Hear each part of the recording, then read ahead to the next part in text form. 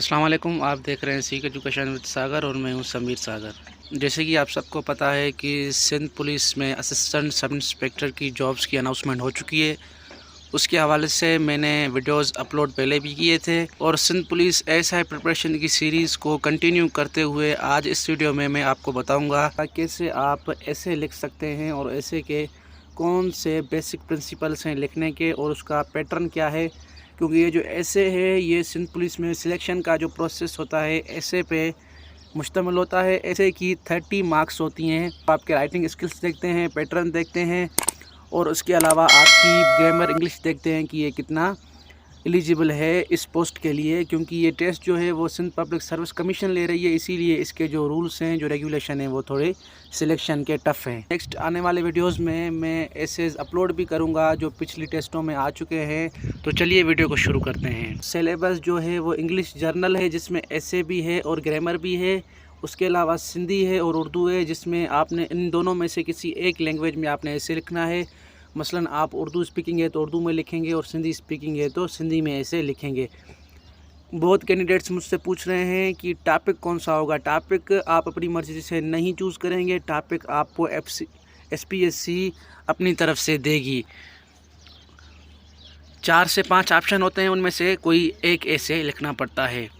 और आखिरी जो MCQs बेस्ड पेपर होगा उसमें GK होगी। GK में पाकिस्तान स्टडी होगी, EDS यानी कि एवरीडे साइंस होगी, करंट अफेयर और इस्लामियात वगैरह शामिल हैं।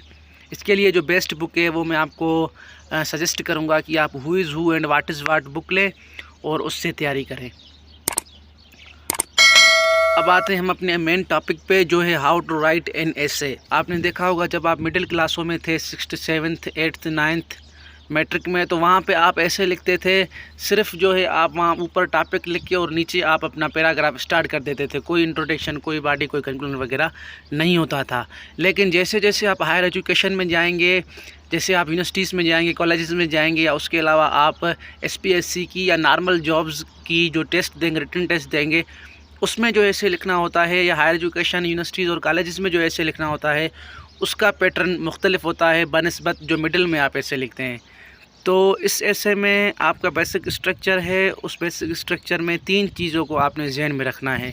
सबसे पहले इंट्रोडक्शन है। जौन सा भी आप टॉपिक चूज़ करेंगे उसका आप इंट्रोडक्शन देंगे, ऊपर टॉपिक लिखेंगे, नीचे इंट्रोडक्शन, थोड़ा बहुत 5-6 लाइनों का इंट्रोडक्शन देंगे। फॉर एग्जांपल अगर 200 वर्ड्स का वो ऐसे कहते हैं तो आपने 5-6 लाइनों का इंट्रोडक्शन लिखना है, वो काफ़ी होता है। फिर बॉडी पैराग्राफ आता है। बॉडी में जो देखा गया है वो मिनिमम 2 पैराग्राफ होते हैं, लेकिन जो है वो आपके वर्ड्स पे मुश्तमिल है कि जो टेस्ट कंडक्ट कर रहे हैं वो आपसे कितने वर्ड्स का ऐसे लिखवाते हैं, उस हिसाब से आपने बॉडी बनानी है। फिर आखिर में आता है कंक्लूजन। कंक्लूजन क्या होता है, आपने उन सारे पैराग्राफ में से 3-4 लाइनें और जो है ना उनको कंक्लूड करके समराइज़ करके आपने नीचे लिखनी होती है। डिटेल में आपको बताऊं तो इंट्रोडक्शन जो है उसमें मैंने पहले ही बताया कि ऐसे का टॉपिक लिखना है और आपका क्या जो है वो मेन थीसिस है वो आपने लिखनी है। दूसरी जो है वो बॉडी है। मैंने आपको पहले ही बताया कि बॉडी जो है वो मिनिमम 3 पैराग्राफ्स पे मुश्तमिल होती है, लेकिन ये आपने ज़हन में रखना है कि आपको कितने वर्ड्स का ऐसे लिखना है। फॉर एग्ज़ाम्पल अगर 200 या 300 वर्ड्स का ऐसे लिखना है तो उसमें आपने 2 पैराग्राफ देने हैं, और 300-200 से ऊपर अगर 1000 वर्ड्स का है तो आपने फिर मिनिमम 3 पैराग्राफ या उससे ज़्यादा भी आप दे सकते हैं। बॉडी में आपने क्या लिखना है, बॉडी में आपने आर्गूमेंट्स भी देने होते हैं और डेटा भी देनी होती है, फैक्ट्स फिगर्स भी देने होते हैं, जाके आपकी जो बॉडी है वो आपकी मार्क्स आपको देने में आपकी मदद करे। उसके अलावा आपने एविडेंस भी देने होते हैं और एग्जांपल्स और फैक्ट्स एंड फिगर देना बॉडी में लाजमी होते हैं, जिससे जो चेकर होता है, जो आपका ऐसे चेक करता है, वो आप अपने राइटिंग स्किल से इम्प्रेस कर पाते हैं। उसके अलावा लास्ट में कंक्लूजन है। मैंने पहले भी बताया ऊपर कि आपने अपने ऐसे को पूरी जो बॉडी है या पूरा जो आपका जो ऐसे है उसको आप समराइज़ करके कंक्लूजन में लिखते हैं। तो मैं आपको ये एग्जांपल बता रहा हूँ जैसे आपके माइंड में ये बात समझ में आ जाए। पीछे तो सिर्फ मैंने थ्योरेटिकली बताई, यहाँ पे प्रैक्टिकली मैंने एग्जांपल भी लगाया है ऐसे कैसे लिखते हैं। तो ये जो है ये 300 वर्ड्स का ऐसे है। 300 वर्ड्स के ऐसे के हिसाब से मैंने ये पूरा जो है वो ऐसे बनाया है। तो टॉपिक हमारा है harmful effects of the internet. उस पर मैंने पहले आपने देखा ये ऊपर मैंने ये पहले इंट्रोडक्शन बनाया है, ठीक है। इंट्रोडक्शन में मैंने तकरीबन 3 पैराग्राफ्स तकरीबन 3 लाइंस दिए हैं। ये इंट्रोडक्शन के बाद नीचे ये बॉडी आ जाती है। बॉडी में मैंने आपको पहले ही बताया कि मिनिमम अगर 200 वर्ड्स हैं तो आप 2 पैराग्राफ दे सकते हैं। यहाँ पे मैंने तकरीबन टोटल देखा जाए तो 4 पैराग्राफ दिए हैं। अगर मेन पैराग्राफ देखे जाए तो वो मैंने 2 दिए हैं। तो पहला जो पैराग्राफ है वो मैंने लिखा है the internets harmful effect on attention. उसके बाद दूसरा जो हमारा पैरा है उसमें मैंने लिखा है students use of the internet. फिर इसको मैंने 2 और सब पैरा में डिवाइड किया है, जिसमें मैंने नेगेटिव इफ़ेक्ट्स बताए हैं और पॉजिटिव इफ़ेक्ट्स बताए हैं। उसके बाद आखिर में मैंने कंक्लूजन बताया है, समराइज़ किया है अपने ऐसे को।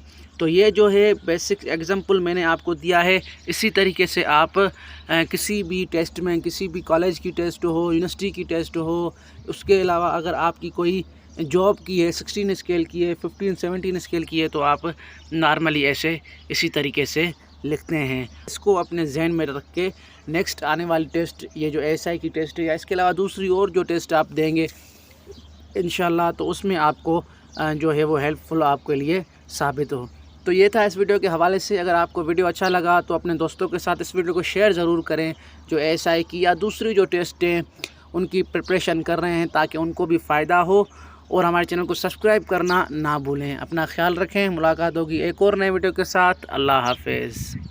मज़ीद नए वीडियोस देखने के लिए चैनल को सब्सक्राइब करें, वीडियो को लाइक करें और दोस्तों के साथ शेयर ज़रूर करें।